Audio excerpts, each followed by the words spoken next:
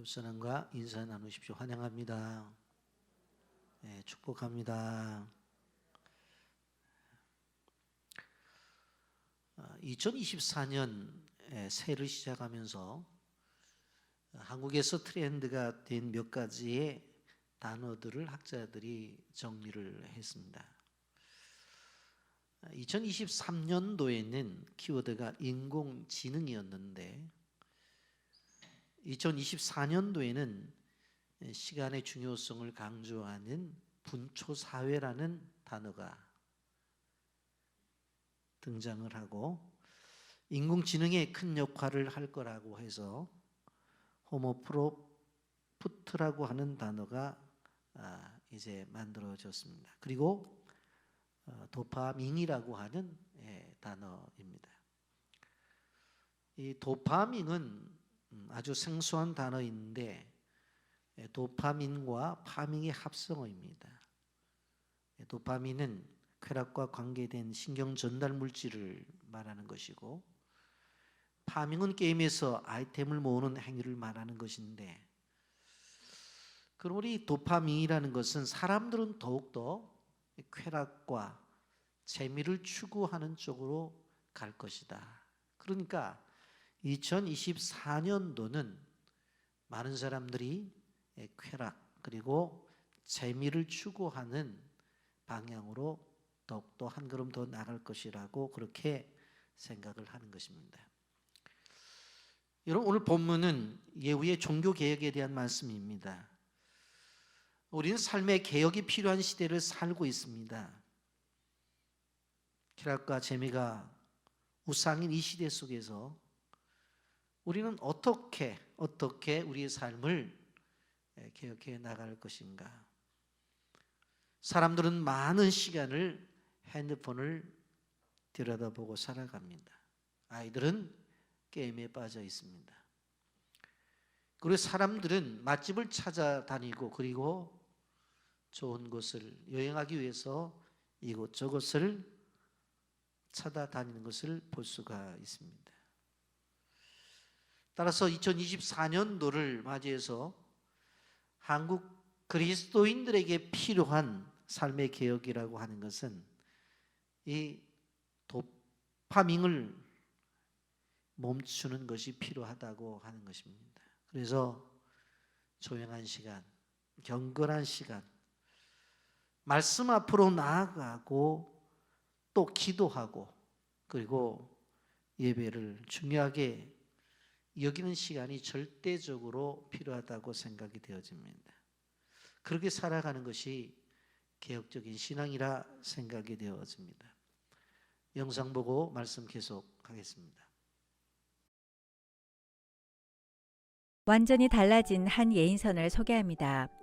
어떤 항구에 예인선 한 척이 있었습니다. 예인선은 다른 선박을 끌어서 항구에 안전하게 도착할 수 있도록 도와주는 배입니다. 그런데 이 예인선의 선장은 난폭하게 운전하기로 악명 높은 사람이었습니다. 이 예인선이 배를 이끌 때에는 다른 배들을 함부로 들이받아서 배 안에 있는 선원들이 넘어지거나 물건들이 깨지는 일들이 다반사였습니다. 그래서 동료 선원들은 이 예인선을 폭력배라고 불렀습니다. 선장들은 다른 예인선을 구할 수 있으면 이 배는 어떻게 해서든 피하려고 했습니다. 그러던 어느 날 어떤 배 한 척이 예인선의 도움이 필요했는데 이 폭력배 말고는 다른 대안이 없었습니다. 단단히 각오를 하고 이 폭력배에 예인을 요청했는데 이상하게도 이번에는 아주 부드럽게 다가왔습니다. 매너 없이 난폭하게 배를 접선했던 옛날과는 달리 정말 예의 바르게 운전했습니다. 그리하여 배 안에 있던 접시나 유리컵 등이 하나도 깨지지 않은 상태에서 안전하게 항구에 도착할 수 있었습니다. 예인선의 안내를 받은 배의 선장이 놀라서 물었습니다. 아니, 폭력배에 도대체 무슨 일이 일어났습니까? 배가 옛날과는 완전히 달라졌어요. 그때 예인선 안에 타고 있던 선원 한 사람이 대답했습니다. 저희 선장님이 바뀌었답니다. 이제 예전의 배가 아니에요. 최고의 예인선이 되었어요. 배의 선장이 바뀌니 배가 바뀌고 배가 바뀌니 주변 사람들이 너무 행복해졌습니다. 배의 선장이 바뀌어도 이렇게 큰 변화가 일어나는데 내 인생의 주인이 바뀌면 어떤 일이 일어날까요? 여러분 인생의 배의 주인은 누구입니까? 우리 인생의 배에 어떤 선장이 타고 있는가에 따라 우리의 인생은 달라집니다. 예수님을 삶의 주인으로 모시면 환경과 상황은 달라진 것이 없어도 나의 생각이 달라지고 내 인생의 목표가 달라지고 내 삶의 가치관, 관점, 태도가 달라집니다.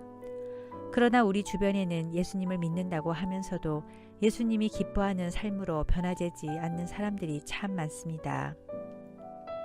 교회에서는 장로님인데 직장에서는 매너 없는 사람이 있고, 교회에서는 권사님인데 가정에서는 혹독한 시집살이를 시키는 시어머니가 있고, 교회에서는 여러 지체를 섬기면서도 시댁 식구들은 나몰라라 하는 집사님이 있습니다. 굳이 먼 데서 찾을 필요도 없이 나 자신만 봐도 부끄러울 때가 많습니다. 그리스도인은 교회만 나오는 사람이 아닙니다. 그리스도인은 완전한 사람이 아니라 부족함이 많음을 인정하고 예수 그리스도에게 붙어 있는 사람입니다. 그리스도인은 기도만 하는 사람은 아닙니다.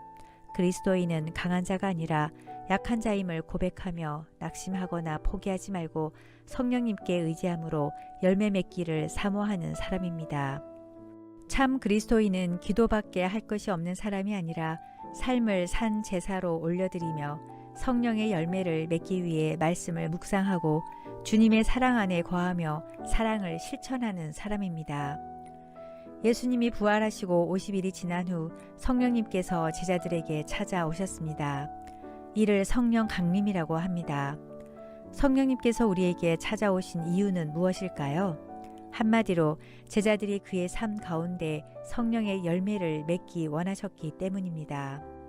성령님은 우리의 연약함을 잘 아시기에 우리가 열매를 맺을 수 있도록 도와주시기 위해 오셨습니다. 여러분의 삶에서 9가지 성령의 열매가 아름답게 열려 있나요?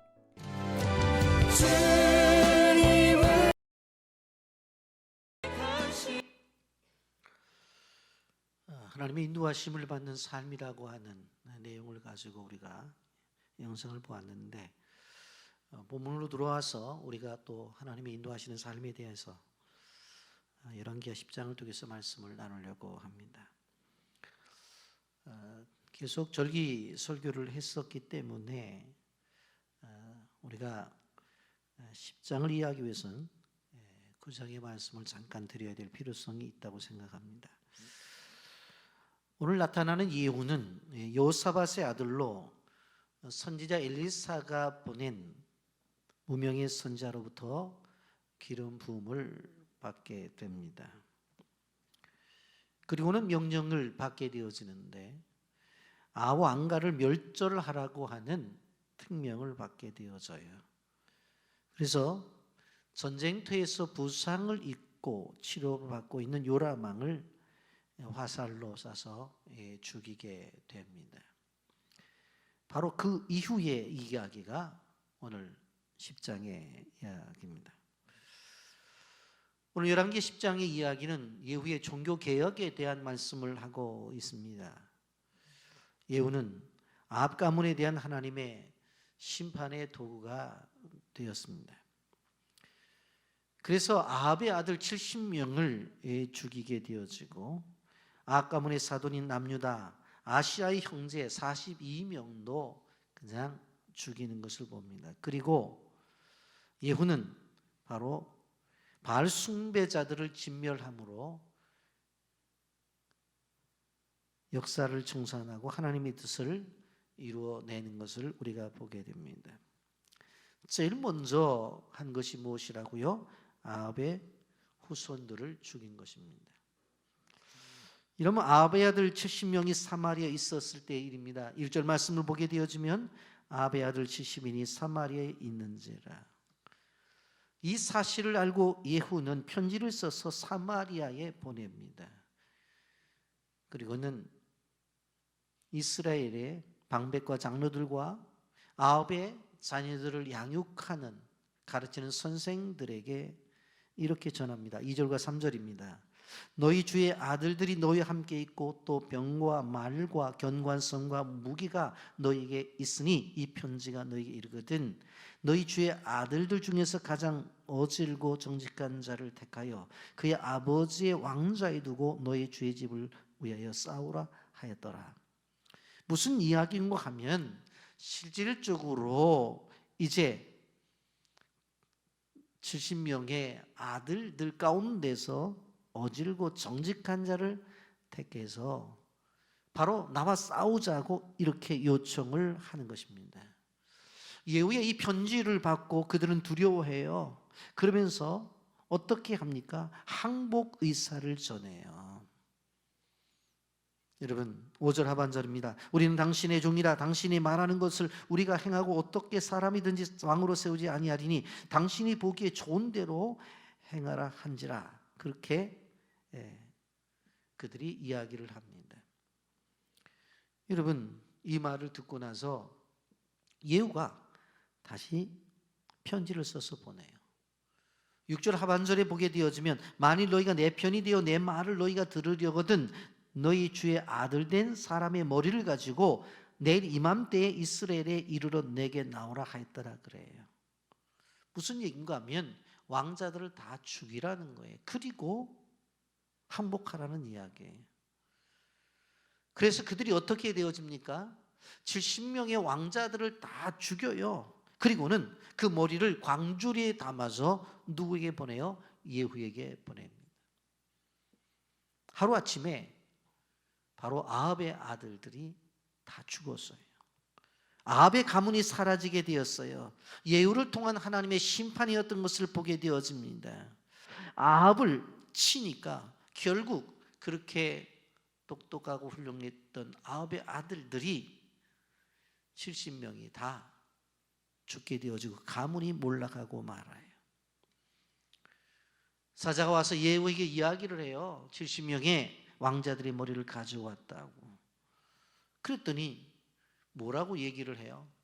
8절 말씀에서 시신들을 무더기로 싸 내일 아침까지 문 어귀에 놔두라고 하는 겁니다. 그리고 나서는 그 다음날 아침에 나가서 이렇게 얘기를 해요. 9절입니다. 이튿날 아침에 그가 나가 서서 뭇 백성에게 이르되 너희는 의롭도다. 나는 내 주를 배반하여 죽였거니와 이 여러 사람을 죽인 자는 도대체 누구냐? 실질적으로 무엇을 이야기하는 거예요? 도대체 이 사람을 죽인 자들이 누구냐? 그러면서 또 바로 대답을 해요. 10절에 보면 그런즉 이제 너희는 알라 곧 여호와께서 아합의 집에 대하여 하신 말씀은 하나도 땅에 떨어지지 아니하리라. 여호와께서 그의 종 엘리야를 통하여 하신 말씀이 이제 이루셨도다 하니라. 그렇게 이야기를 합니다. 이 일을 누가 했다는 거예요? 하나님이 하셨다고 하는 것입니다. 다른 사람이 한 것이 아니라 하나님이 하셨대요. 여러분 우리가 기억해야 될 것이에요. 분명한 이것은 반란이에요. 그런데 이 예후의 반란에 대해서 누구 하나 지적하는 사람이 없어요. 왜냐하면 이것은 바로 하나님의 예언이 있었기 때문에 그래요. 하나님의 심판은 참으로 준엄하고 철저했습니다. 그리고 말씀이 그대로 성취가 되었던 것입니다. 우리는 하나님의 말씀이 언젠가는 이루어진다는 사실에 대해서 우리는 꼭 기억해야 돼요. 그리고 두 번째로 아시아의 형제들을 심판하는 장면이 나옵니다. 예후가 일어나서 사마리아로 가다가 길에서 목자가 양털 깎는 집을 지나가게 되어져요. 이때 예후가 물어요. 13절 14절에 보면 너희는 누구냐? 그들이 대답을 하죠. 우리는 아시아의 형제라. 이제 왕자들과 태후의 아들들에게 문안하러 가노라. 유다 왕 아시아의 형제들이었어요. 이 이야기를 듣고 예수는 뭐라고 말해요? 그들을 사로잡으래요. 그리고는 그들을 어떻게 해요? 양털 깎는 집 웅덩이 옆에서 다 처단해서 42명이었어요. 우리가 생각해 볼 때 도대체 아합의 자손들은 그렇게 하더라도 여기 여호사밧의 이 손자들인 이 아시아의 형제라는 사람들을 왜 죽였느냐는 거예요. 우리가 알다시피 여호사밧은 남방 유다의 경건한 왕이었어요. 근데 이 경건한 왕 여호사밧이 북방 이스라엘에 아합과 친하게 지내요. 그리고는 자기 아들 여호람과 아합의 딸 아달랴와 결혼을 시켜요. 그래서 아이들을 낳은 거예요.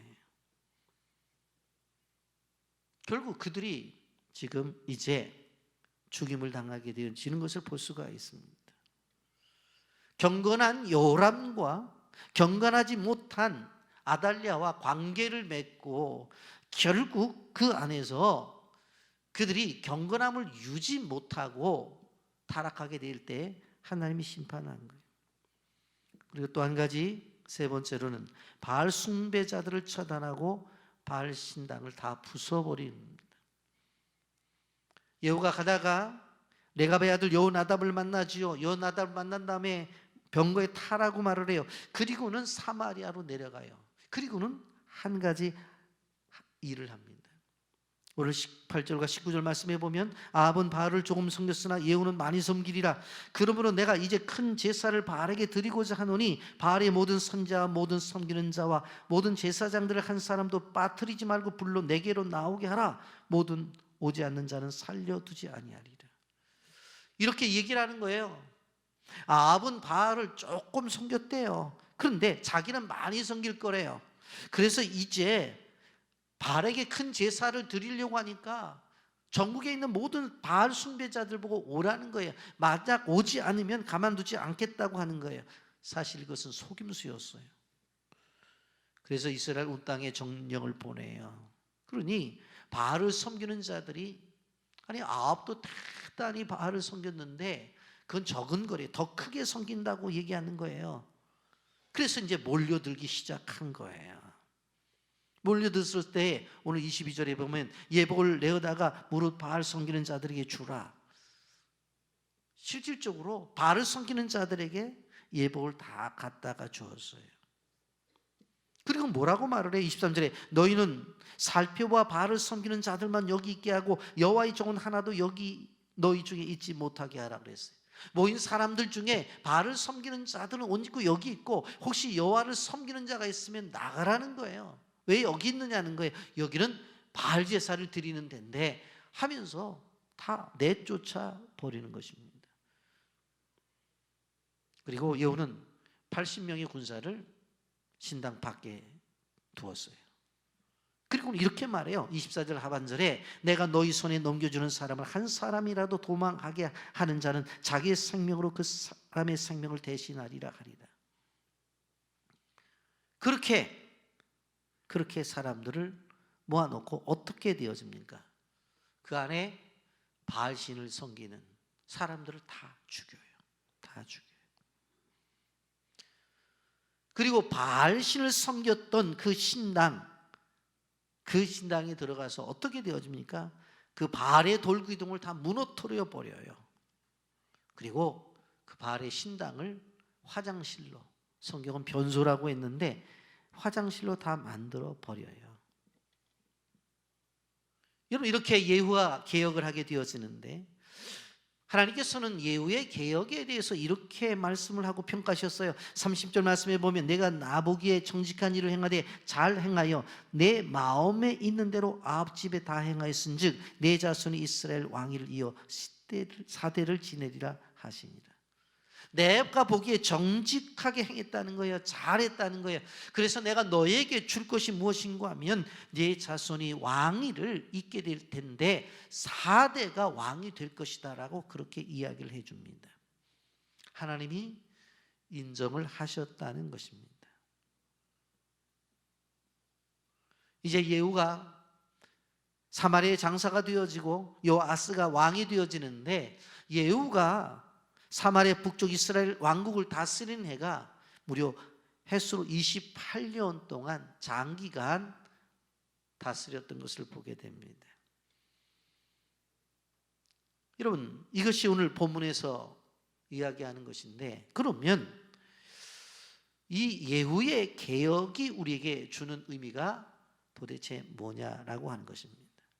첫째로 하나님의 심판은 엄중하고 철저하게 이루어졌다는 것입니다.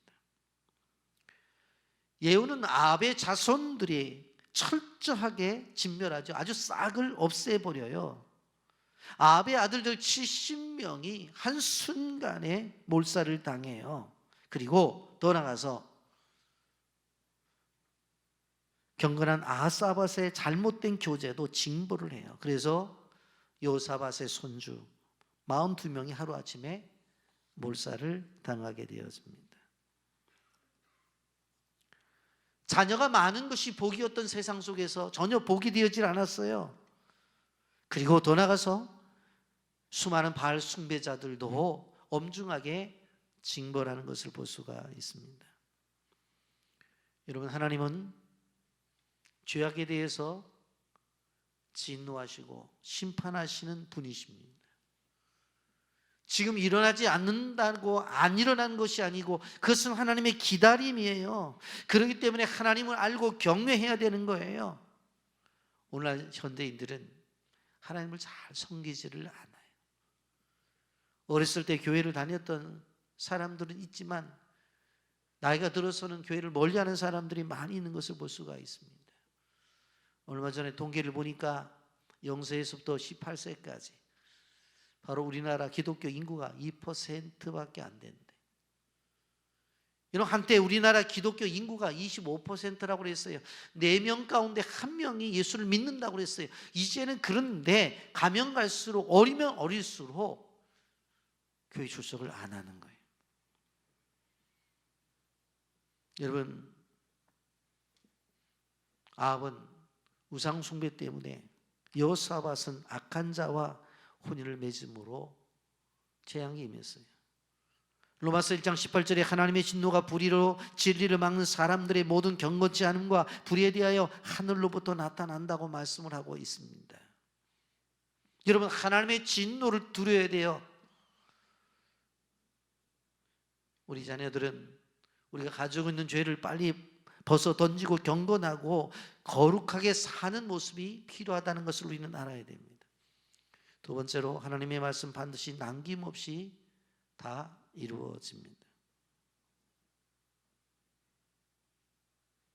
여러분, 예후가 이렇게 아합에 속한 자들 70명을 다 죽이고 실질적으로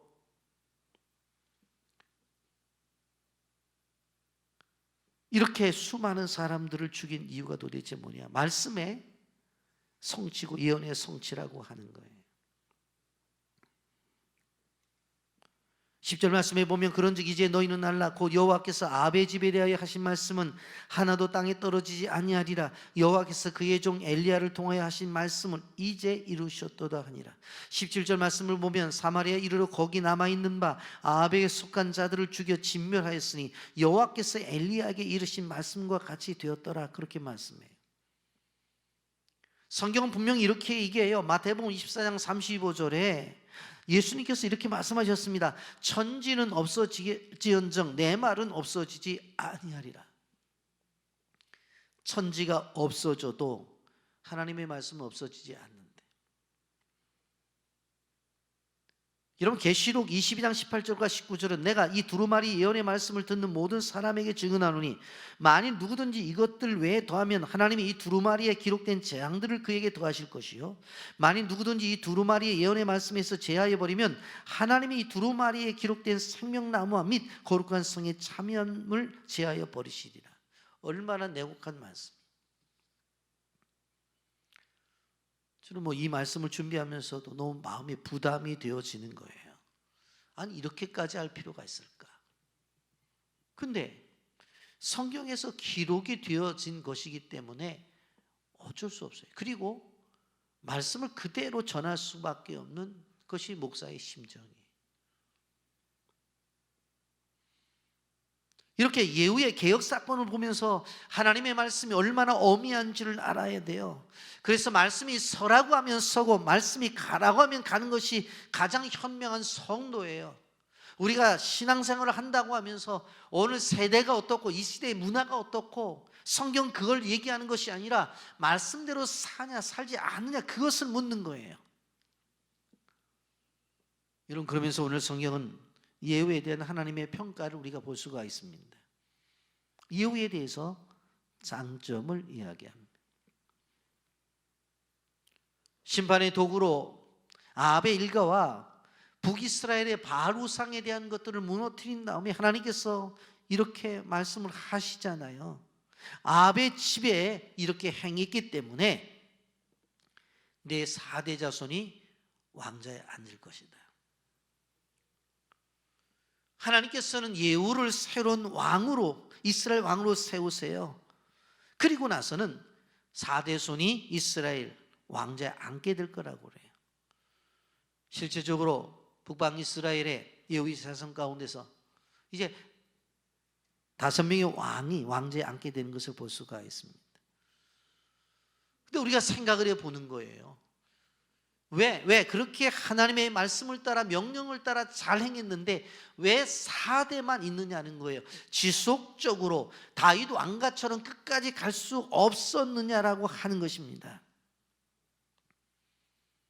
이유는 바로 부족한 점이 있기 때문에 그래요. 우린 예후라는 인물을 좀 더 생각해 볼 필요성이 있습니다. 하나님께 선택을 받아서 우상의 왕가였던 아왕가를 심판하는 하나님의 도구로 쓰임받은 것은 분명해요. 그런데 그렇게 쓰임받았음에도 불구하고 이 예후는 자기가 선택받은 이유를 영적으로 잘 분별하지를 못했어요. 하나님께서 예후를 선택하셨던 것은 하나님의 영광을 위해서 죄에 대한 심판, 그리고 새롭게 만들고자 원하시는 하나님의 뜻이 있었어요. 그런데 예후는 그런 생각이 없었어요. 그냥 자기가 왕이 되는 것, 그 될 만한 자격이 있으니까 되었다고 생각하는 거예요. 왕가를 무너뜨린 것은 자기가 왕이 되기 위한 하나의 과정이지, 이것이 악을 제거하고 그 땅을 새롭게 만들려고 하는 하나님의 의도라는 생각을 몰랐다는 거예요. 하나님의 의도를 깨닫지 못했어요. 여러분, 성도는 중요한 것이 뭐냐면 하나님의 의도를 깨닫는 것이 매우 중요해요. 이것이 필수적이에요. 하나님의 계획이 무엇인지를 깨달아 아는 것이 중요해요. 그럴 때 방황하지 않아요. 하나님의 마음을 알아야 제대로 인생을 살아갈 수가 있는 거예요. 하나님이 나의 인생을 위해서 무엇을 준비했는지 그것을 깨달을 때에 인생을 방황하지 아니하고 참고 인내하면서 한 걸음 한 걸음 나가는 거예요. 예후는 주의 종이 자기에게 와서 기름을 부은 것에 대해서 당연하다고 생각했어요. 왜 기름을 붓는지, 이렇게 하나님이 하시는 이유가 도대체 무엇인지, 무엇을 원해서 이렇게 하시는지, 그 하나님이 품으신 뜻에 대해서 별로 관심이 없었어요. 그렇게 한 것들을 바로 자신이 정치적인 해석으로 해석을 하는 것을 볼 수가 있습니다. 어쨌든 이렇게 한 일에 대해서 하나님께서는 옳은 일이라고 그렇게 인정을 하셔요. 그런데 그렇게 했음에도 불구하고 예후의 모습을 보면 31절에 이런 기록이 나옵니다. 그러나 예후가 전심으로 이스라엘 하나님 여호와의 율법을 지켜 행하지 아니하며 여로보암이 이스라엘에게 범하게 한 그 죄에서 떠나지 아니하였더라. 아니, 지금까지 해온 것을 보면 대단한 일을 했는데 여기 보면 새로운 이야기를 하고 있어요. 그것이 무엇인가 하면 전심으로 여호와 율법을 지키지 아니했대요. 그리고 여로보암이 이스라엘에게 범한 그 죄에서 떠나지 않았다는 거예요. 그러면 여로보암의 죄가 도대체 무엇입니까?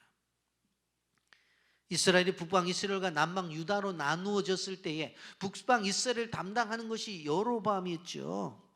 근데 그 여로보암이 왕이 되었을 때 하나님께서 주신 말씀이 있습니다. 열왕기상 11장 38절에 내가 만일 내가 명령한 모든 일에 순종하고 내 길로 행하며 내 눈에 합당한 일을 행하며 내 종 다윗이 행한 것 같이 내 율례와 명령을 지키면 내가 너와 함께 있어 내가 다윗을 위하여 세운 것 같이 너를 위하여 견고한 집을 세우고 이스라엘을 내게 주리라 그랬어요.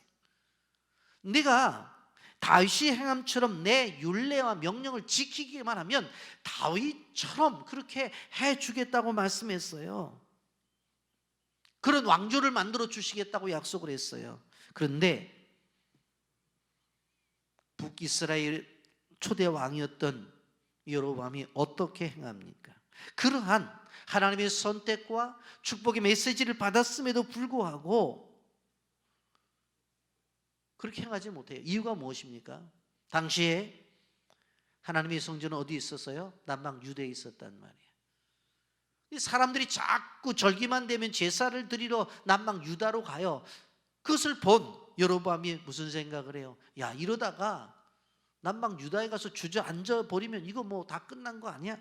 그렇게 생각을 해서 나를 버리고 가면 어떡할까 생각해서 그가 베들과 단에 우상을 만듭니다. 열왕기상 12장 28절부터 30절에 보면 이에 계획하고 두 금송아지를 만들고 무리에게 말하기를 너희가 다시는 예루살렘에 올라갈 것이 없도다. 이스라엘아, 이는 너희를 애굽 땅에서 인도하여 올린 너희의 신들이라고. 하나는 베델에 두고 하나는 단에 둔지라. 이 일이 죄가 되었으니 이는 백성들이 단까지 가서 그 하나에게 경배함이었더라. 자꾸 남방 유다에 있는 예루살렘에 있는 성전을 가니까 뭐라고 말을 해요? 베델과 단에다가 금송아지를 만들어 놓고 이스라엘 백성들을 향해서 이렇게 얘기하는 거예요. 하나님의 인도하심처럼 저들이 인도했다는 거예요. 그리고는 애굽에서 자신들을 이끌어낸 여호와 하나님이라 말하면서 예루살렘까지 갈 필요가 없다고 말을 하는 것입니다. 여러분, 북방 이스라엘에 있어서 북쪽과 남쪽에 이제 이러한 금송아지가 베들과 단에 서 있다는 것은 이스라엘 전체가 금송아지를 숭배했다는 것을 보여주는 것입니다. 만약 예후가 하나님의 뜻을 알았다고 한다면은 근본적인 죄악의 뿌리였던 여로보암의 죄, 금송아지의 우상까지도 다 완전히 제거했을 것이에요. 그런데 그렇게 하지 않았어요. 왜요? 바로 정치적인 이익이 되기 때문에 그랬던 것입니다. 여러분, 우리가 여기서 알 수 있는 것, 실질적으로 예후를 통해서 온 나라가 영적인 회복을 할 수 있음에도 불구하고 자신의 이득 때문에 그 조로의 기회를 놓쳐버린 것입니다. 여러분, 우리가 알아야 될 것은 우리에게 유익을 준다고 해서 다 하나님의 뜻은 아니에요. 오히려 손해를 주고 십자가를 지고 사명을 감당하면서 헌신하는 것 가운데서 우리가 손해가 되는 것들이 많다는 것을 우리는 알아야 됩니다. 여러분, 그리스도인들은 하나님의 뜻을 추구할 때 가장 안전합니다. 가장 성공적인 인생이 된다는 거예요. 하나님이 없는 번영은 번영이 아니고 하나님을 떠난 성공은 성공이 아니라는 것을 우리는 알아야 돼요. 롯이 그랬잖아요. 소돔 땅에 갔지만 진정한 성공이 아니라 그 종말은 처참에 했던 것을 볼 수가 있습니다. 여러분, 예후가 하나님의 본 뜻을 깨닫고 하나님이 원하시는 방법대로 다 계획을 했다면 어떻게 되었을까요? 북이스라엘 왕조도 다윗의 왕조처럼 든든했었을 것입니다. 그런데 여로보암도 예후도 자신들을 선택한 하나님의 뜻을 잘 분별하지 못했어요. 하나님의 관점 속에서 바라보지 못하고 자신의 유익의 입장 속에서 모든 것을 바라보고 진행했던 것을 볼 수가 있습니다. 그랬더니 하나님 편에 서지를 못했던 것입니다. 이런 하나님의 선택에는 분명한 하나님의 선하신 뜻과 목적이 있습니다. 하나님이 왜 선택했는지 그 이유를 알아야 돼요. 예후는 그 점에서 부족했던 것을 볼 수가 있습니다.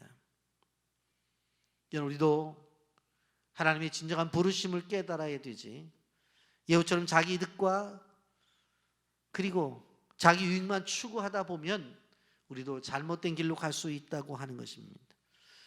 여러분, 하나님께서 우리에게 품으신 우리를 향하신 그 뜻을 우리는 분별해야 된다고 하는 것입니다. 여러분, 로마서 말씀에 하나님이 선하시고 온전하신 뜻이 무엇인지 분별하라고 했죠. 분명코 우리를 향하신 뜻이 있어요. 그것을 분별하는 것이 지혜라고 하는 것입니다. 말씀을 정리합니다. 최근에 이슬람 지역으로 단기 선교를 떠난 팀이 있었습니다. 열정을 가지고 떠났는데 가보니까 종교 경찰들 때문에 노방전도도 할 수 없어요. 찬양을도 드릴 수 없어요. 예배도 드릴 수가 없어요. 아무것도 할 수 없는 그런 상황이 되었던 거예요. 선교 팀원들 가운데 불만이 쏟아 나왔어요. 이러려고 비싼 돈 들이고 왔는가. 그런데 한 분이 일어나서 이렇게 이야기를 해요. 하나님의 인도하심 속에는 분명한 뜻이 있다. 당장 열매를 맺는 것이 중요한 것이 아니라 이 땅을 밟고 이 땅을 위해서 기도하고 이 땅을 위해서 하나님이 원하시는 무엇인지를 깨닫는 것이 중요하다. 그렇게 이야기를 하는 것입니다. 그렇습니다. 하나님께서 우리를 부르셨을 때는 부르신 뜻이 있어요. 그것을 다 행해야 된다는 거예요. 예후는 어떻게 보면 하는 것 했어요. 그러나 다 하진 못했다는 겁니다. 우리 교회도 2월에 캄보디아로 단기 선교를 떠날 예정입니다. 같이 다 동참했으면 좋겠어요. 그리고 그러지 못할 때는 끊임없는 기도를 통해 기도 후원자가 되어지고 또 선교지를 위해서 재정 후원자로서 함께 했으면 참 좋겠다고 생각해요. 하나님이 우리를 이 땅에 심은 목적과 이유가 있습니다. 하나님께서 우리를 빛의 교회에 보내신 목적과 이유가 있다고요. 그래서 그 뜻대로 행해야 돼요. 예후는 온전히 그 뜻대로 행하지 못했던 것을 볼 수가 있습니다. 하나님의 뜻과 하나님의 마음을 이해하는 성도를 찾고 계셔요. 누가 우리를 위해 갈고 이럴 때 내가 여기 있나이다 하고 응답하며 나가야 된다고 하는 것입니다. 하나님의 마음을 알고 그 뜻을 알아 순종하는 성도, 하나님은 그러한 성도를 원하신다는 사실을 기억하면서 그 뜻을 이루어드려 하나님의 나라를 세워나가는 주님의 백성들이 되기를 예수님의 이름으로 축복합니다. 아멘.